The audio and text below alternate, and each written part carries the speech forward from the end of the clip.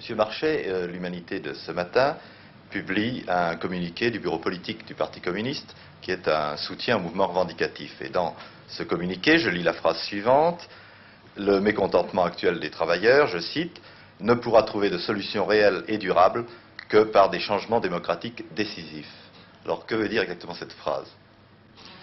Cette phrase veut dire que les travailleurs ne peuvent pas se contenter de lutter pour la satisfaction de leurs revendications économiques et sociales.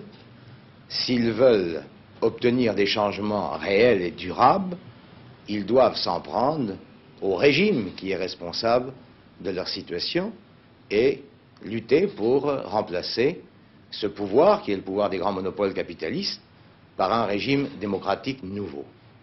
Concrètement, alors le parti est disposé à aller jusqu'où pour appuyer les travailleurs dans le sens de ce que vous souhaitez, c'est-à-dire du changement de pouvoir? Pour le moment, nous sommes décidés à aller jusqu'où? Nous sommes décidés à soutenir, je répète, les luttes en cours pour la satisfaction des revendications.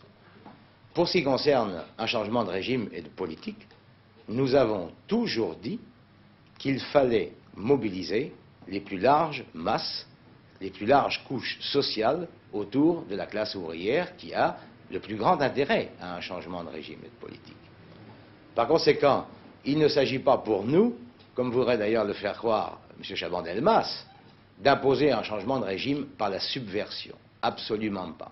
Notre parti travaille et continuera de travailler à gagner l'immense majorité des travailleurs, des masses populaires, à l'idée qu'il faut remplacer le pouvoir des monopoles par une démocratie nouvelle.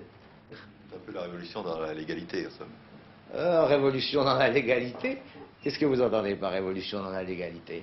Nous ne menons pas, je répète, nous ne menons pas une entreprise de subversion, nous voulons changer de régime par la volonté de la majorité de notre peuple. Et c'est à cela que nous travaillons.